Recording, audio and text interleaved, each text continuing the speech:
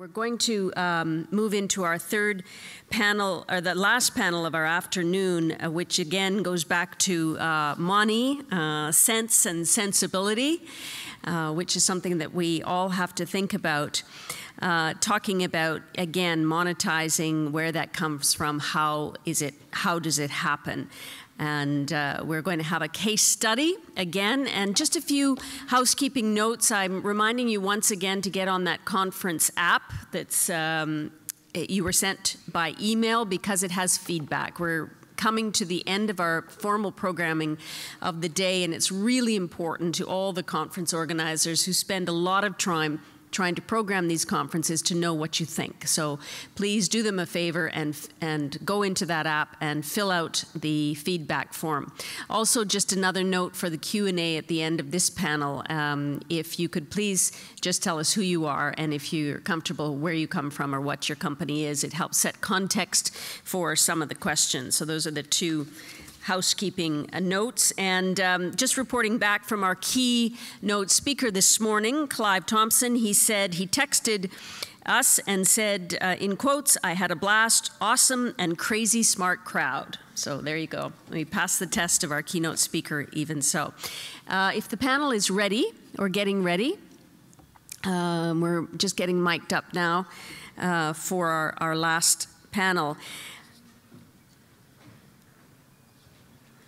I liked what Chris said, or somebody said on the panel this afternoon, this one about creators driven by passion points. It's very much what we do, and some of the best ideas come from that passion.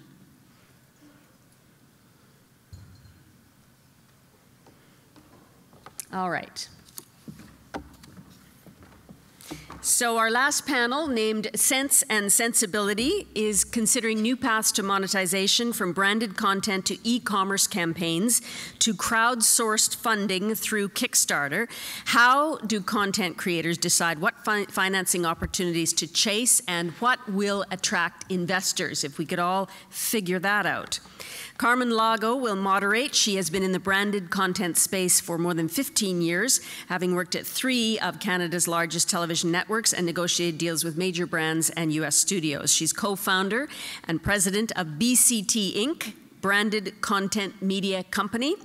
BCT's focus is to bring brands and content together.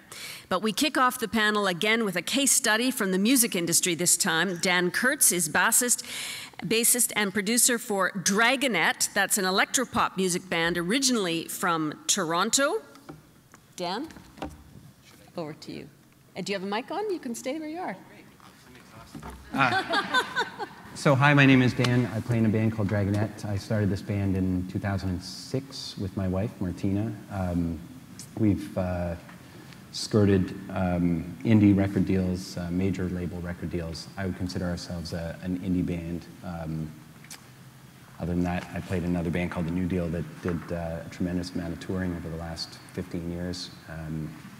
And now I make pop music in my basement in Toronto.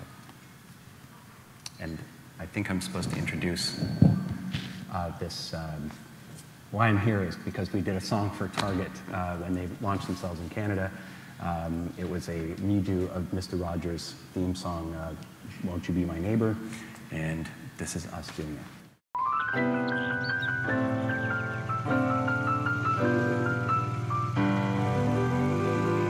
It's a beautiful day in the neighborhood, a beautiful day for a neighbor. Would you, oh would you be mine? It's a neighborly day in the beauty wood, a neighborly day for a beauty. Would you, oh would you be mine? I always wanted to have a neighbor that's just like you. Wanted to live in a neighborhood with you. I always wanted to have a neighbor that's just like you. Wanted to live in a neighborhood with you. So let's make the most of this beautiful day. If we're together, we might as well say, would you be mine? Could you be mine? Or won't you be my neighbor? Or won't you please, won't you please? Please, won't you be my neighbor? Please, won't you be my neighbor? Fun. So I wrote some notes so that I can try and get something useful for you guys out in 2.3 minutes. over the years, my band Dragonette songs have been synced for TV, film, and commercial use over 100 times. In the climate of declining record sales and increased competition for concertgoers, the revenue for these syncs has made up a really big part of our overall income. Syncs have also contributed, I think, as much to building awareness of our brand as the radio play we've received in the US, with the exception of we had a really big hit song called Hello, which is an anomaly in the otherwise the trajectory of my band's history. We're probably better known from our songs being in Vampire Diaries, Girls, The Hills, or Grey's Anatomy from any other media exposure we've had. In fact, we got a record deal in Germany because one of our songs appeared on a European Toyota ad. Just while I was sitting upstairs, one of my songs got licensed once again for Vampire Diaries. It's been a good day. So needless to say, a long time ago, we more than reconciled ourselves with the sellout angst that most bands go through. So much so that we went out and found somebody, a really great sync agency, to pitch our songs wherever possible. Beyond writing the songs for our albums, however, it's mostly been a passive exercise on our end, with us waiting for our sync agency to pitch songs we've already written and released. And for whatever use they might fit, we've denied 2 or 3 of them, including a Marlboro ad in the Philippines. So the Target campaign presented us with a more interesting creative challenge, where we had to interpret this theme song in the Dragonette style as per the brief from Target. On the plus side, the song had really nostalgic meaning for us, and the fee was over twice what a typical Canadian major label advance pays for an entire album. It took us 10 hours to do. It was a really good result. However, we risked being directly associated both with re-recording a sacrosanct song for some, the first ever in the life of the song, apparently, and with a big box retailer and all of the traditional criticisms that came along with that. As a result, at the same time satisfied our creative and financial mandates and put us more on the hook for having chosen to participate in this kind of campaign versus our other songs, which we'd already written, and they had more legitimacy because they'd been on an album and we'd written them for artistic measure and whatever. So Target's mandate was to use a Canadian band whose sound could present and reinforce their message, which they identified as happy to be here. We sound pretty happy in the song. They later told me that the song and our interpretation of it satisfied that goal. So Target's media buy was enormous, and the amount of exposure that the song got surpassed any kind of traditional TV exposure Dragonette could get as a band, even if I think one of our videos was #1 most played video on Much Music, and I think 25 people I know saw it. So, and the public's response to our participation wasn't all favorable. There was some really negative backlash because of the song being Mr. Rogers' song. But by and large, the exercise contributed to building our profile in Canada. And so the takeaway for us from this experience is that in many ways, these partnerships can fill the gaps left by the more traditional record deals and promotional campaigns that we have had, endured, enjoyed, not enjoyed so far. And for the positive, they can be a really big part of a band's revenue. On a promotional level, they offer exposure through channels that a band normally has no direct access to, and creatively, they challenge us in a new and, in this case, really fun way. On the negative side, bands have to wrestle with creative integrity and risk a negative public reaction, which we weathered, and which in turn can undermine the band's integrity and popularity. But in our case, this worked out really well. And I would definitely do it again. And I think we probably, from this experience, would learn that there would be ways to further benefit both sides, both Target and Dragonette, from that kind of partnership that started this way, whether it would be an exclusive song or an exclusive release with Target or whatever it may be. But anyway, there you go. Thanks very much. Great.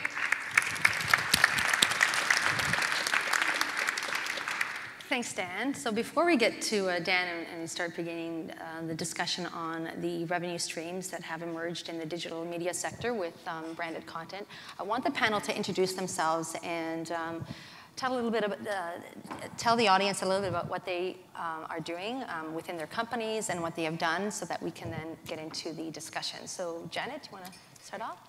So I'm Janet. I am the CEO of The Coverture, which is a content site, and I'll tell you a little bit more later on about what we do. In terms of my background, started my career at Procter & Gamble, where I was a brand manager, then moved to McKinsey & Company. It's a consulting firm. Spent 8 years at eBay, including 3 years in Silicon Valley. In Canada, I started a website called Kijiji, grew that business to be one of the most visited sites in Canada, and also led the global Kijiji business for a few years. Aya? So my name is Aya Norris. I lead marketing and community for Indiegogo in Canada. We're the largest open crowdfunding platform in the world. I'll tell you a little bit more about all the cool things we're up to. I went to business school, had a background in corporate marketing before I fast realized that wasn't the world for me.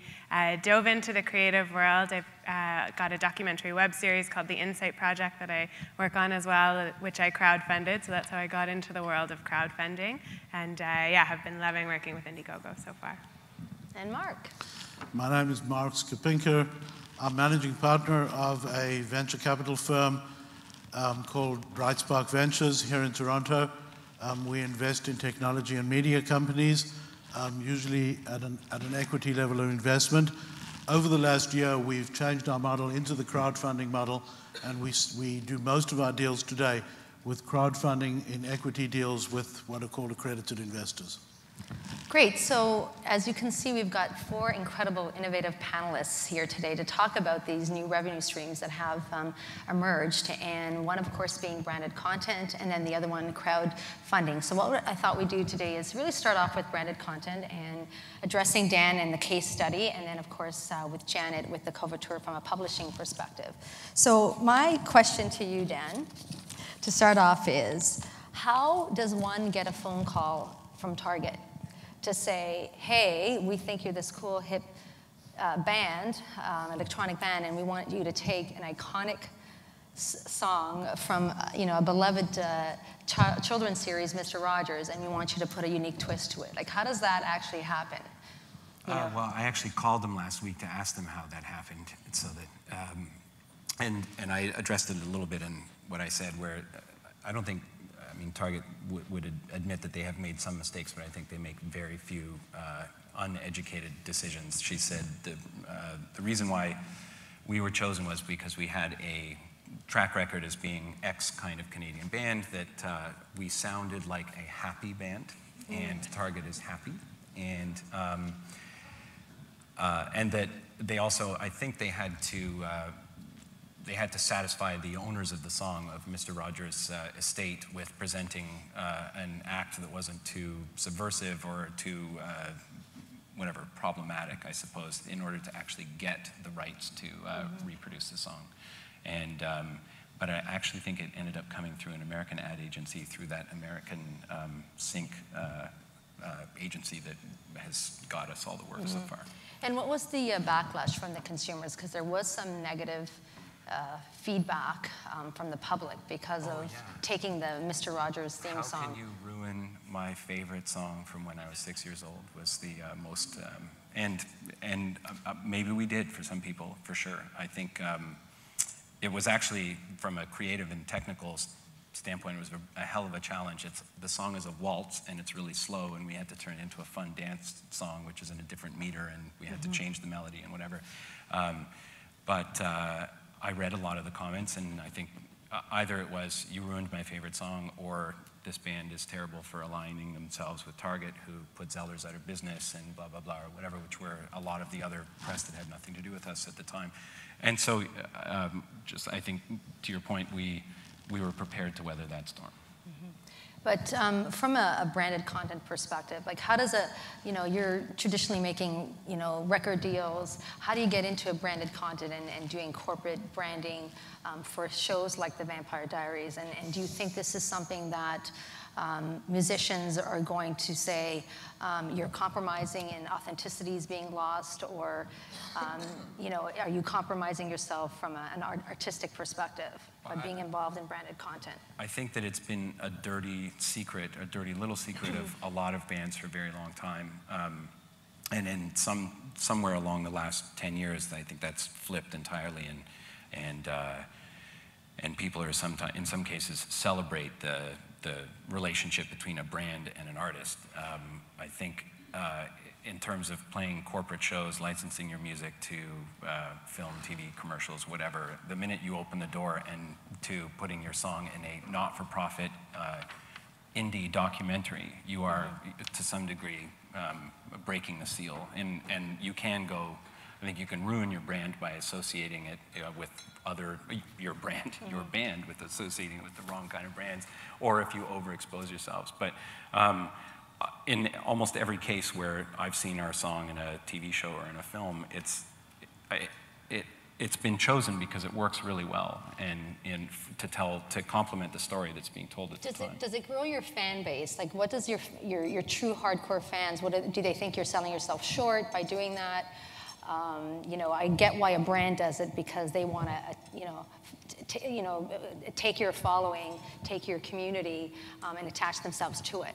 But for yourself, does it actually increase your sales from your artistic music, not from the, the song that was for a target, but, as a true musician or It would be hard to measure whether we were selling, like, you see little blips, for example, on iTunes the day after the song airs on Vampire Diaries, but or any other show for that matter, but it would be hard.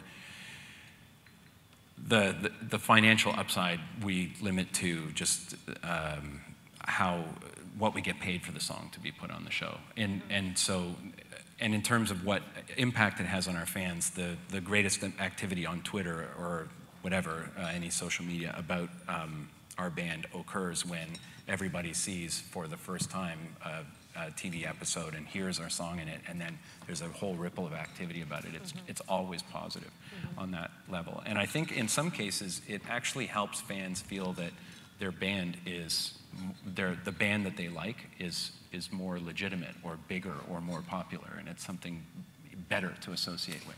Really, because I'm thinking, do you think that at some point consumers are going to catch on and say, you're selling yourself short, because you're now you're creating this because at the end of the day, the brand Target is trying to drive people in store, or brand X is trying to sell. I mean, we'll get to Jane in a second with the cover tour, where at the consumers are going to realize that they're trying to sell Louis Vuittons, right, with their branded content. So I'm playing the devil's advocate here, where our consumers going to realize that traditional media is not working because people are PVRing, and then are we now getting into branded content because we want to make sure that it's not PVR'd, or people are going online and watching and engaging with the brand, but eventually they're going to say brands are doing this because they're ultimately going to try to sell product.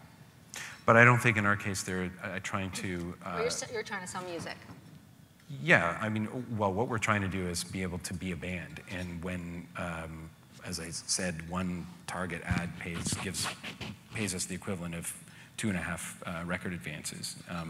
That takes a lot of pressure off having to enter into record deals that, by and large, in our experience, have been more limiting than promoting. Okay, I'm going to get into Jane now.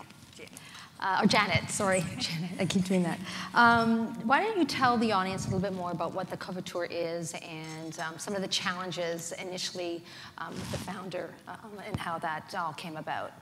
Yeah, so basically the cover tour is an online destination, so a content website for sort of exclusive behind-the-scenes access. And so we go behind the scenes with celebrities, tastemakers, with brands, and with events, and we profile them. And so, for instance, every day we will profile, often it's, say, a celebrity or a tastemaker. We go into their homes, we profile what are the unique items that are in their home, what is their personal take on fashion, and we put that on the website. We've gone behind the scenes to the Victoria's Secret fashion show, behind the scenes at the London fashion show, and profiled those things on the site. In terms of brands, we've gone into Coco Chanel's apartment, and so we're really all about bringing our readers, bringing our community behind the scenes to have an exclusive access into these areas where most consumers can't go. And so the types of people who we have profiled on the site, Tommy Hilfiger, Kaylee Cuoco, Jessica Alba. Today, Sarah Jessica Parker is featured on the website. So tell us why branded content is important to native marketing in the digital publishing world. Yeah, so basically most of our revenue comes from branded content. And by branded content, what I mean is that we work with brands to create engaging stories that are both engaging to our readers, and so our readers actually want to read about it, and as well, it delivers on the brand's objectives of raising awareness and/or positioning their brand in the appropriate light. Throughout the industry, native advertising or branded content is growing extremely quickly. And the reason is that brands are recognizing, well, obviously they got to spend time, they have to spend money online because that's where their consumers are. However, traditional display advertising is just not working, right? It's just, consumers have become, they ignore it. For one thing, banner blindness is happening. And then on mobile, which is obviously increasingly, consumers are increasingly using mobile, display advertising or banner ads are even less effective. And so brands are saying, okay, how can I engage with my consumers? How can I portray my brand in the right light? How can I increase my brand awareness online if I'm not going to use display advertising? And so, as I said, we work with brands, brands like Chanel, Tommy Hilfiger, Louis Vuitton, and other brands, Bloomingdale's, and we work with them to tell their unique story to our readers, and we do so in a way that is compelling and interesting to our readers. And so we work hand in hand. Our editorial team, as well as the sales team, works hand in hand, and we're very conscious about making sure that the branded content that we produce and that we put on the site is something that is true to our brand and, as I said, is relevant and interesting for our readers. So traditionally, Janet, editorial, it's been a church and state. You could never, from having been in sales for the last 20 years of my life, whenever we wanted to do editorials or touch, anchor people and try to attach a brand to it, it's always been no, no, no, no. How did you, in your world, be able to collaborate with sales and editorial and fuse the two so that you can beautifully create these stories that are really engaging? Because I think fashion has been leading edge in this. I think of anyone in the various categories and various brands, fashion has been the one category that has been doing phenomenal in terms of the branded content. And explain to us, how have you been able to kind of break those walls down? Yeah, and I think we have an advantage in that. So the coverture was started 3 years ago, and so we never had those traditional walls to begin with. We started doing branded content when the website was 3 months old, and there were just the 3 co-founders sitting around a table, right? And so they were never the traditional walls. They were never created, and so we didn't have to break them down. But you're right that we actually do a lot of work with magazines. We work with Elle, with Insta, with Harper's Bazaar, all in the US. And we are hired by these magazines to produce their branded content a lot of times because they cannot execute it effectively because of the traditional walls between editorial and and sales, and they just can't. This whole church and state, they just can't understand each other. They can't work together, and I mean, for us, it's actually beneficial, as I say, because we're able to step in there and work directly with magazines to help them. So how do you keep the authenticity there? Like, would certain magazines think it would be beneath them to do this, like a Walrus magazine? Like, how does that live and breathe within that world? I mean, we always, as I said, we make sure that it's relevant to consumers, that our consumers would want to see it. So for instance, we did something with Chanel where we went over to Paris and we went into Coco Chanel's apartment and we shot that and we photographed that and we put that up on their website. I mean, our users love that content. Today, for instance, we're featuring a video that we did with Sarah Jessica Parker, who is introducing a new line of shoes, and we are breaking the story about these new shoes. I mean, people who love fashion, they want to find out about Sarah Jessica Parker's new shoe line and see a video of her talking about it, right? Or check out her closet. Exactly, or check out her closet. And so we make sure that it's because we work together, the editorial and the sales team work so closely together and they both understand each other, we make sure that we produce content that our readers like, and ultimately that's what our brands want anyways, because they want to make sure that our readers are engaging with their content. And so, we're all on the same team. So what are the lessons that maybe you can pass along to some of the publishers in this room? I know that e-commerce was one of the challenges that you had initially in the beginning. Yes. And do you feel that that's a good revenue source for publishers or not? Yeah, no, so about, a year and a half ago or so, we went very heavily into e-commerce, and I think this is one area where a lot of publishers went into. It's a year and a half, 2 years ago. The thinking was, hey, you have readers who are reading your content, you should also be selling the things, right? Hey, we've got all these readers who are there, they're looking at this item in this person's closet. Doesn't it make sense to say, hey, let's sell their items? And it is an important revenue stream. We have something on our website called Shop the Look, and you can click on it and you can purchase a similar item. However, that revenue stream is not as significant to us as branded content. And I think something that I've seen, really the publishing industry has, and particularly in the US, they've really sort of come around to this in the last 6 months, is that the thought that, hey, content and commerce is going to be, that's the solution, and the savior for publishing is going to be selling things alongside their products, has really not panned out. And we've seen a lot of leading US magazines walk away from huge investments in commerce. Again, it's not, and there's other businesses, for instance, Refinery29, which made a big investment in content, in commerce, and they have scaled that back. So, again, who knows, maybe somebody, I think at some point, somebody will figure it out, hey, how do you merge content and commerce? But nobody has really sort of cracked that nut yet, and so my feeling is, hey, absolutely, if you're a content publisher, it's very easy to sell products, you should do that, and there's some positive revenue there, but don't rely on that as that's going to be your sole revenue source. Okay, so I think now what we should do is talk about our second revenue model, and that is crowdfunding and crowdsourcing. And we've got two different perspectives. We've got Aya, which is going to talk to us about and really give us the definition of what crowdfunding is from a general public perspective. And then Mark's going to define it from more of sophisticated investors that are accredited and kind of come together to fund certain projects. So Aya, why don't I pass it over to you, and you can tell the audience what crowdfunding is.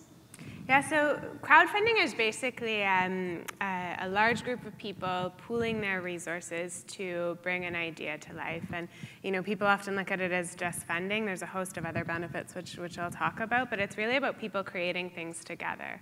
And we were founded on the notion of not having any gatekeepers in finance, not having anybody standing at the door saying you should get funded or you shouldn't get funded. We're a totally open platform with no application process, no restrictions upon what your project can or cannot be. And that's really where we see the future being is an open crowdfunding. Why don't you tell us some of the projects that have been successful, and are there any categories that don't work, that don't make sense, that people put up and post? We've seen everything and anything, whatever you can think of, it's probably been crowdfunded. So there's three kind of main categories that we bucket under. First is creative. That's probably where most of you would fall into the room. That's where we'd look at publishing, films, games, all of that type of stuff. We've got entrepreneurial. That can range from a small restaurant that wants to open up all the way to the latest tech gadget that goes on to raise over $1 million. And we have community, cause-oriented campaigns ranging from nonprofits that want to raise money for new initiatives to somebody who might have a family member or friend that's ill and want to raise money to kind of help them out. We had the first crowdfunded baby, which I was talking about at dinner last night. It's one of my favorites. A couple. This is really where you can get into the wild side of open crowdfunding. We had a couple who needed in vitro fertilization, and they put up a video saying why they wanted to be parents, and they rallied family and friends who believed in them, contributed, but it also, just because it was so out there, kind of went viral. They had complete strangers contribute. It ended up working. They had the baby, so. What was the largest amount that has been raised? I think there's like over 200,000 different Yeah, we've had nearly projects? 200,000 campaigns all across the globe. We're open to countries all around the world. The most pledged actually for any crowdfunding campaign ever was on Indiegogo, and that was for the Ubuntu Edge smartphone. We had over $12 million pledged for that, yeah, which was a lot. But I mean, again, I'm going to take the devil's advocate.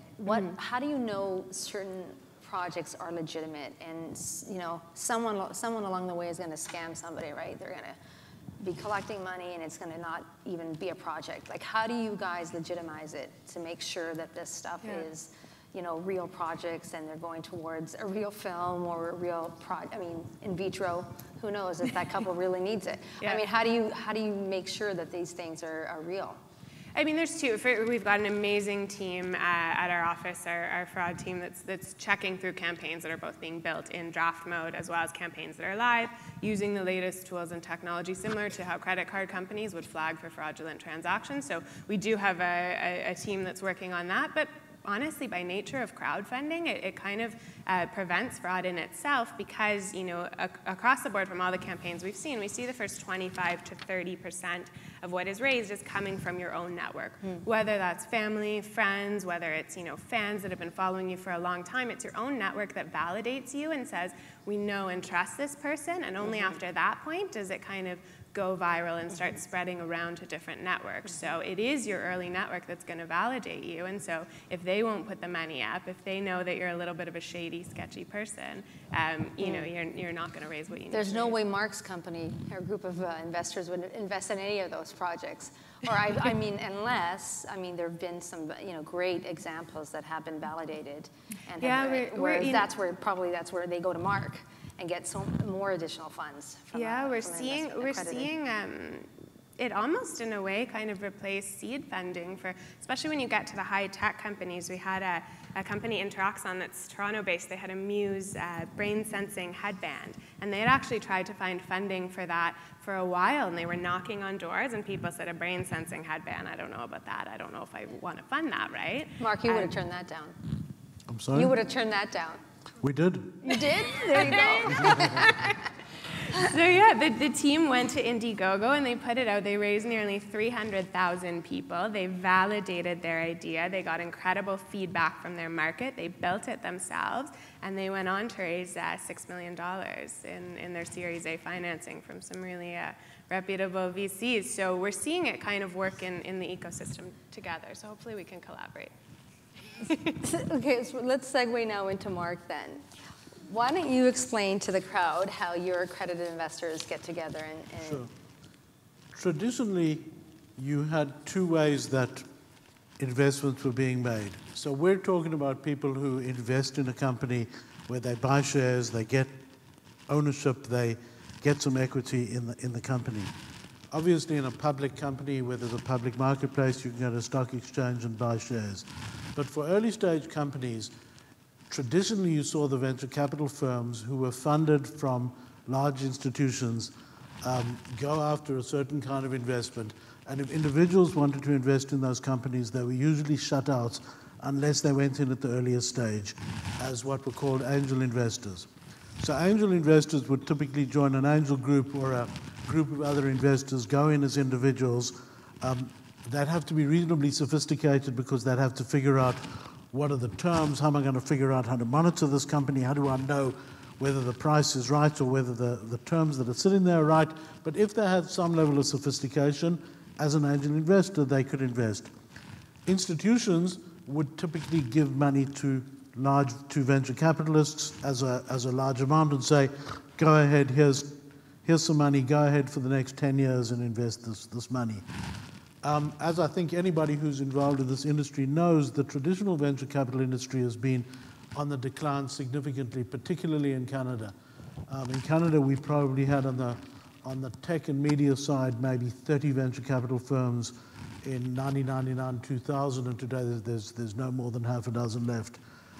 Most of the traditional investors, most of the traditional institutions have left the marketplace and have decided that it's not an interesting marketplace for them, so they've moved out of the marketplace.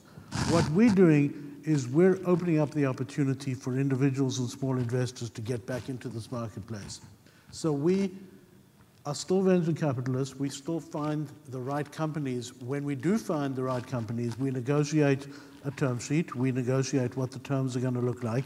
And then we open up the opportunity to invest in a fund that we specifically create for that investment to the community. Say, who wants to invest in this company? You'll invest in a specific fund that we'll have set up. We'll invest in that company for you. We'll have negotiated the terms. We'll monitor the company. We'll follow the company. We'll deal with board issues, follow-on issues, and hopefully work with the company to some future success and a return on your investment. This model is fairly new. It's been in the US probably for about 3 or 4 years. There are 1 or 2 in England. There's a successful company in Israel, and we're the first to be doing this in Canada. We've been doing it for a fairly short time, and we're in the process now of opening this up quite widely. In the US, you do have other models which are quite similar but are not allowed to function in Canada, such as AngelList. AngelList you can raise in the US from US investors, but it's essentially not legal to run AngelList deals within Canada, but we run AngelList deals for US investors in conjunction with what we do so that we can open up to the mass market of investors in the US as well as the accredited investors. The way the laws are set up in Canada is that you have to be called what's an accredited investor. And that means you have to pass various thresholds proving that you have some level of wealth or sophistication in terms of what you know. But in Canada, there are 500,000 accredited investors. So it's a fairly large group of people who can make such investments. So the differences between Aya and yourself, I mean, Aya, when you're in general public investing, you're not owning equity or you're not getting shares or buying into the company. You're just getting maybe a T-shirt or something like that. We're investing we're investors who are giving you equity. You are going to get shares, and hopefully one day when that company does well, you'll be successful. So we're very focused on companies that we can have a comfort level that will go on and become value creators and have a return at some stage. So Mark, why don't you tell the audience, because probably there's people in this room that would love to talk to you, but what's your appetite in terms of companies? Is it in content? Is it gaming? Is it entertainment? Is it tech? Like, what is it that you're actually looking for and investing in? We're reasonably specific. Because we came out of the technology area, we generally like a level of intellectual property, which means we like some type of value in either product or in a value creation base. We also try to look for companies that are already in business. So we're well past the idea stage, which is why it makes sense for us to work with people like Indiegogo, because that's that early stage when, gee, I've got a great idea, I'm going to do this, that, and the other. I'll get some people to join in, like the Muse product. By the time you have a product and you've got a revenue model and you understand what your customer looks like and you understand how you're going to sell it and how you're going to make money, that's the time that we're interested. We're fairly early stage, so whereas the traditional venture capital industry wants you to first prove things out and then offer you ramp-up model, there are a number of us who are in the earlier stage where it's early revenue, you're still not quite sure what your customer looks like and what they're going to pay, but you do know that you've got a product that you can sell to somebody. I'm going to ask this question to Aya. Aya, how long do you think that your model is sustainable? Like, when will the novelty wear off where I'm going to be, donating $25 to get my name as part of a film credit next to Leonardo DiCaprio? Like, when does that interest fade away? Like, because I get it with Mark, but in your model, is it going to eventually die off? I mean, the growth that we've seen is incredible, and like I said, it's about groups of passionate people creating something together, and I don't think that is going to slow or die. I think we're seeing that kind of decentralization happening, across the board in the world, and so I think the growth is going to keep going as long as people keep coming up with innovative ideas that they're passionate about and finding that, other group, even all across the world, that's passionate about it too. It's like with the internet, this is made for niche things, right? But there must be some pitches that actually do phenomenal. Like, I'm going to ask this to you and Mark. So in your world, what were the best pitches that got the best results? And also, Mark, once I answers that, why don't you tell us what you think are the ones that best deliver and get results from your group of investors? So why don't you start off? Like, what were the best examples of ideas that were posted up? Is there a formula to it?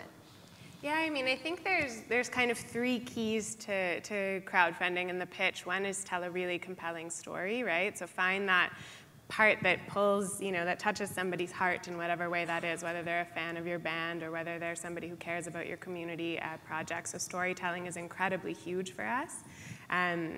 Give a compelling perk, right, from recognition, from a physical object or a digital good, to a one-of-a-kind experience that you wouldn't be able to get otherwise, and be really proactive in outreach. I think one of the biggest mistakes with crowdfunding is telling a great story, building cool perks, and clicking launch and waiting for people to come. You have to be really proactive in finding that market that cares and engaging them in what you're doing. What do you mean by that? Like, how would someone be proactive? Like, is it posting on your Facebook page? Is it word of mouth? How does it go viral so that people hear about it? So getting a strong start from your early audience and knowing who those people are is really key. So we see the first kind of third, generally on average, the first third is coming from your own networks. And then we see it spread from there, shares to kind of concentric circles, niche blogs, that type of stuff. And then we see we're a fully merit-based platform. So we've built a large community all across the world that contribute to multiple campaigns. And what we feature in our email list, on social media, on our homepage, is all based on the crowd and whatever is the most popular. We've got an algorithm similar to Google PageRank that is measuring what the most popular campaigns are, and that's what we promote. So that's where we see people kind of go viral and get opened up to our global audience. Mark, what about in your experience? Yeah, I think in our world it's just the next step of that. From our perspective, somebody who can draw or paint a picture of something that one day will be really compelling. You want to meet Jim Balsillie where he says, "See this little thing, I'm going to make a smartphone." That's the person who's going to be successful. That's the excitement. You all saw the person at lunch who was talking about the bubble cam, who's sort of you start building a picture in your head of what it can or can't be. Certainly in our world, we're dealing with a time and an investment basis, and part of the reason that we deal with accredited investors is that some of our investments can go to zero. It's not like investing in some real estate or investing in Google stock. Some of our investments, you put your money in and you get back a zero. So we're obviously dealing with investors who, A, need the sophistication level to be able to be willing to do that, and we've got to have people who are willing to lose all the money that they put into the investment. The companies that do the worst is, that person who stands up in front of you and talks for 10 minutes and then you say, "What do you do again?" That's the problematic deal. That's really the deal where you scratch your head and you say, "Well, you know what, you've just spoken for like half an hour and I still don't know what you do." Those are obviously the ones that have difficulty. The challenge that we all have is those are sometimes the most successful guys. Okay, so before we open it up to questions, I'm going to go to each one of you and see if maybe you can give a takeaway on your respective sectors and how the revenue model from branded content to crowdsourcing that maybe you want to leave with the audience if they're interested in the models and starting out as well. So maybe from a musician artist standpoint, how that model makes sense for a new artist or a band, et cetera, as a new revenue stream. I think in our case, what I talked about doesn't apply to a new band. I think it's a fantasy to think that Target is going to phone up somebody who has no track record. To some degree, it's almost like what Mark was saying. I think that they're counting on a level of expertise and track record and history. In the case of, I think the takeaway is that both bands and brands are hesitant to approach these kind of relationships because there's a lot of, I think, ill will about bands selling out and brands stealing bands' identities. And I think the relationship is much closer and is going to continue to get closer as it becomes a much more necessary financial or like a revenue stream for bands where record sales all but disappear. Janet, from you? I think it would be that branded content is a very fast-growing and lucrative revenue stream for publishers. But in order to be successful, you need to ensure that the content meets the needs of your readers and is something that the readers are engaging with. And to do that, you need to make sure that the editorial and the sales team work hand in hand.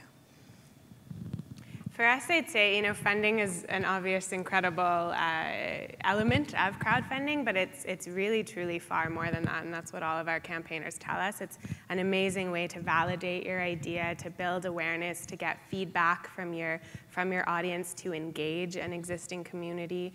So there are just so many benefits to crowdfunding past just raising money. I think for us, the more credibility that you can have from a customer perspective, from a market perspective, from a validation perspective, the easier it is to reach the cold investor. A lot of our investors are looking at, show me why this is going to get me 20 times my money. So if the more you can show a real customer using it, or a real model, or a real technology, or something that works, that's not just waving your hands wildly in the air, the more success you're going to have. Okay, I think we should open it up now to some questions. Hi. Hi, thanks. Kevin Bartis, Ideon Media and Maple Media. Janet, a question for you on selling branded content. Yes. So typically the question is, are you more successful going to the PR agencies or the media buying agencies or the client direct? Most people answer the client direct. But within that, what is the sales model? I mean, do you come up with a sample concept that they can then buy into or not? How do you shape the actual offering? Often the client wants to shove in their own people, and what does that sales process look like? Yeah, so I would say it's a consultative sales process. So we work with, as you say, a lot of our work is brand direct. And we work with the client to understand, and a lot of them, of course, depending upon the client, they come with different starting points, right? Some clients will just say, hey, here's my objective. We've never done branded content before. What can you guys do, right? And then we will develop, okay, well, here's the, do you want to have an influencer? Here's the type of influencer. Here's how we could do it. Of course, that's all sort of predicated on understanding who their target audience is, what their objectives are, and things like that. Other times, they will come to us and they will say, hey, you know what, we've seen all your work, and this is what we want, right? But I think what we are involved in because of the heritage of our site, we have incredible access to people. And so a lot of times our work will involve hiring a tastemaker or an influencer to be in the branded content. Does that answer your question? Okay. All right. Yep, down there. Over here. Should I go? Yeah, Brian Stewart, Tribute Entertainment. Question is, who retains the rights to the branded content once it's been utilized? Do you retain it as a company, or does the sponsor or the one paying the bill retain the rights? So that depends on, it's all negotiated, and most of our site and what we're really known for is our photography, so a lot of it is the photography rights, right? Who retains the ownership to that? If it's at the base level, or sorry, in all situations, if it's just a base level payment, then we retain those rights. If they want to pay more, then they can use that photography. And how they use the photography, the rates go up. And so we have had clients who use our photography in ad campaigns. We work with an Australian brand, and they actually used our photography in an outdoor ad campaign. They obviously paid more for that. All right. Now, what do you do when it comes to international rights? Do you charge based upon U.S. rights, territorial rights, No, by we would country? charge more. Again, it depends what sort of rights. If do they just want U.S. rights? Do they want international rights? It's all negotiated. Mostly international, or you mostly doing U.S.? Mostly international. We're very I mean, we've worked with, it's mostly international. Or I should say global. It's mostly global rights. Over here. Julie Whelan from Nordicity. I just have a question for Aya. I myself have, given money to a screen content thing on Indiegogo, and I was a little surprised at the lag between the kind of ending of the funding and the successful funding and this, when the product actually launches. And I wondered if you're working to kind of help people share or communicate better with their funders so that they are better prepared for that lag, because there's kind of a big expectation, big build-up, and then a real, I think it's been 2 years or something like that since I only put $20 in, but, because you want me to have a good experience with Indiegogo and sort of go back again to that, for that experience, but part of that you want the people on there to communicate well with anyone who puts up any money. So I just wondered if that's part of your kind of education piece or helping people to succeed for your own brand kind of protection. Absolutely. As we work with our campaigners and all of the educational resources that we put out, from building your campaign all the way to fulfilling your campaign, it's something that's really key for us to make sure that people fulfill on time, right? So whatever it is that you promise, that you are fulfilling by that date, and we work with them to help set those realistic timelines, especially when you get into some of the big tech campaigns and they go into the manufacturing process, you never know, right? With filmmaking, who knows what came up? But I think too, what we hone in on with people is to just really keep your community engaged and aware. So we've had people say, hey, because we did so well in our campaign, we've had the opportunity to maybe go to a new location and shoot something that's going to take a little bit longer, but do you guys want to see this involved? And so we really want to make sure that people who are contributing are definitely aware throughout the process. But yeah, it is a big focus for us in our educational support that we put out. Any more questions? Or? Oh, there. Hi, my name is Joanne Fishburne, and I work as an impact producer. And so what I do is I build social impact campaigns around documentary films. And with less and less people kind of paying for content, I really do see this branded content and sponsorship as a new way for distribution. And so one of the things that I'm now moving into is creating some kind of finance models for those campaigns, right? And so I'm kind of making things up as I go. And I feel that there's already probably a lot of expertise in this area through big ad agencies. And I guess one of the things I'm looking to understand more is to understand, if you can deliver a certain amount of eyeballs or exposure for brands, how do you know what that's worth? And then how do you, we'd love to bring, I can see building a national campaign that, based on your strategy can promise a certain number of exposure, right, based on the partners you bring on. And so I guess one of the things that I'm, looking for assistance in is, figuring out those models that are going to make sense, and what is that worth to like, let's say, a big corporation. And so I'm just it's one of those things where I find that kind of a sync agent, is really, really interesting, because they kind of understand, they put a dollar value on what you're providing. And I guess for me, I feel like there's a knowledge gap in terms of kind of understanding what a campaign is worth. And then obviously you have to develop a sponsorship package and pitch it and deliver it. But I guess it's, how do you know what you're worth? Who wants to answer that? Do you want me to take Janet? I mean, I guess you could say you're worth whatever people will pay for it. But I think, there's a lot of questions like anything, right? You can look at if, for instance, they're putting branded content on our website, then we look at, okay, how many eyeballs is that going to reach? Well, it's very targeted, so you're not going to, it's a different rate. You can't just put a flat CPM on it. There's a lot of different variables. So, but I think as a whole, like most of our businesses in the U.S., we're very focused on the U.S. market, and even in the U.S. we find people are still figuring this out, right? Because it's a new area and it's evolving quickly. I think people are still trying to.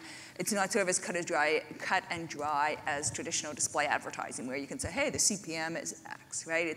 There's a lot of different variables. How prominent is the branding? Does the article go on the home page? How long is it on the home page? What sort of type of social media do you use? Was mentioned before, who owns the content afterwards, right? And so, I don't know if this is answering your question or not, but I guess just to say there is no easy formula, and we negotiate it with every client differently. Hi, Jake Gold from the Management Trust. Hey, Dan.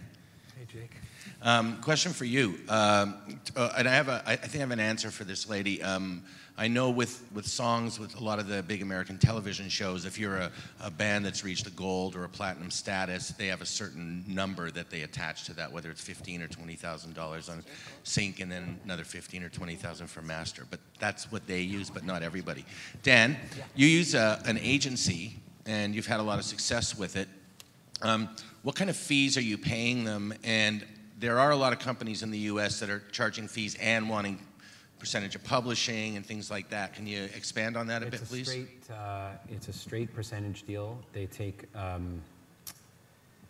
between 15 and 20% of what are called both sides of the recording. So when you license a song, actually Jeff Remedios was talking about it before, there's the person who wrote the song, and then there's the person who recorded the song. In our case, it's the same.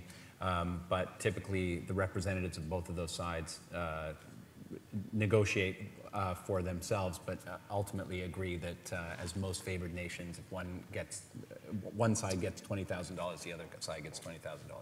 In any case, the way the income stream goes is the advertiser or the TV show pays both sides generally about the same amount of money. The agency takes 20% of both sides, and then the publishing revenue goes to our publisher, who cleave off another part. Then the manager takes, as you well know, another part. The U.S. government takes, and rightly so. The Canadian government, we get what's left. Because usually we're the one doing the work. But anyways, but to that note, what I find, and I've cut some interesting deals on that, but what I found is when you have different record companies in different territories. Yeah. And in most cases, people are asking you to clear things for the world.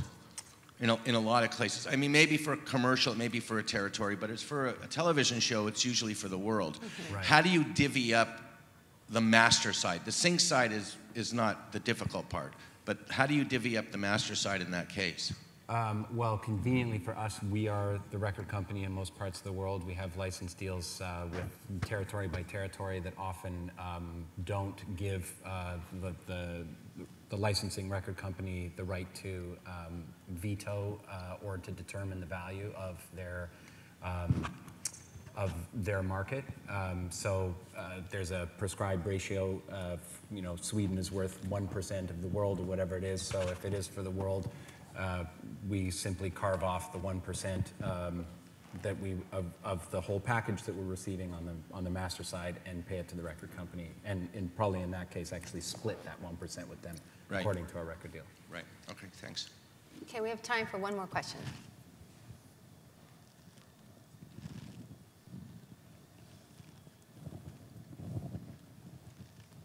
Is that it? Oh, no. That's it? All right then, thank you.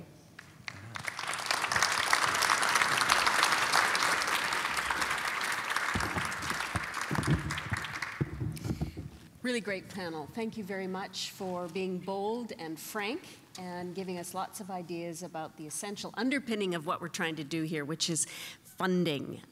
Thanks again, all of you. You can stay there while we're almost wrapped up here.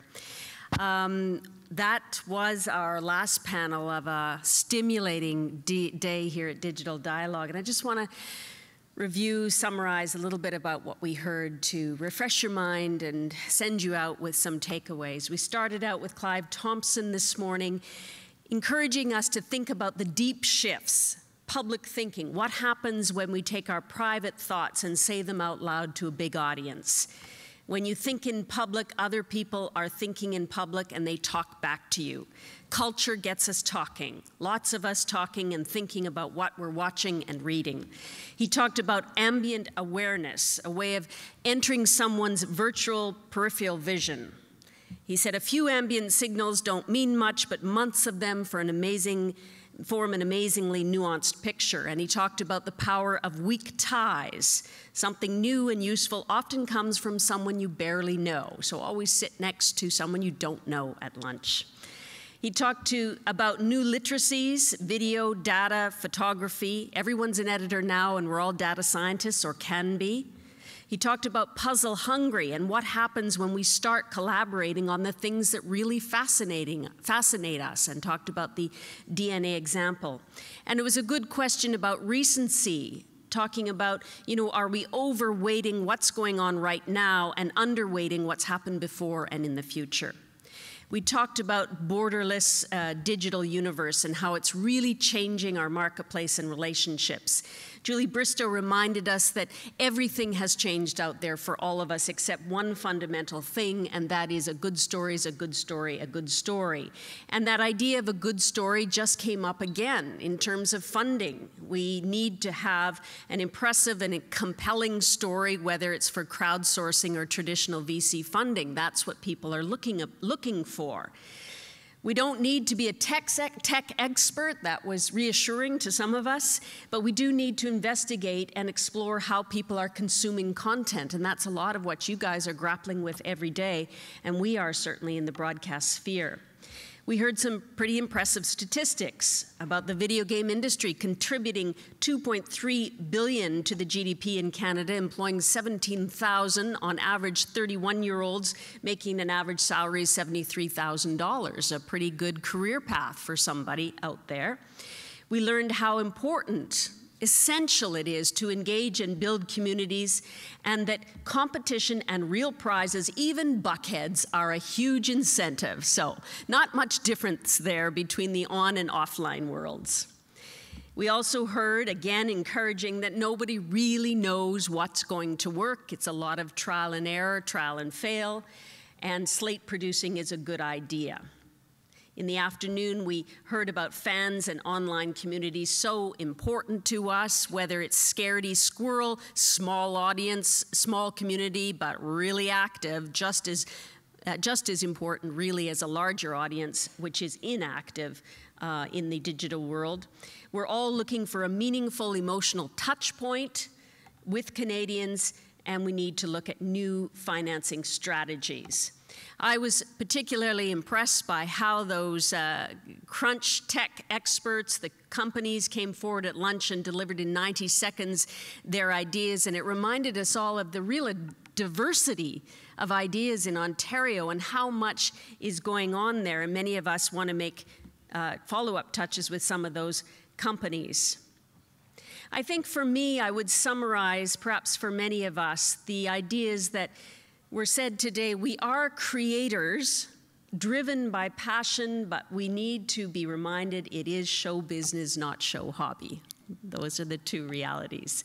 Digital Dialogue, a really great place for trading all those ideas, stimulating us, and really uncharted territory means huge opportunity, and I guess that's why we're all in it and looking forward to the future. I hope that Digital Dialogue was as stimulating for you as it was for me. I would very much like to thank the OMDC for inviting me to be the MC today. I took away much more than I gave. It was a real pleasure and an opportunity, and I look forward to meeting some of you again in the future. It's my end here on the stage, but I want to send you out with inspiration, and make sure you please fill out those feedback forms on the app that you were sent, because I really do want to know how they did in organizing the committee. It's a lot of work to put on something like this. And now I'm going to turn over the podium to Alex Brown. She's the vice chair of OMDC's board of directors. She's going to tell us what's coming up next. And on a personal note, sometimes personal and professional collide. In this case, Alex is a dear friend. She's my personal digital muse who keeps my head charted in the right direction with new ideas from the digital world into the broadcast world. Thank you very, very much for your attention today. Thank you, Susan. Well, I think it would be pretty much impossible to top the comments and the insights from the panelists and the presenters and the speakers today, so I'm not going to attempt. I think Susan did a fantastic wrap-up.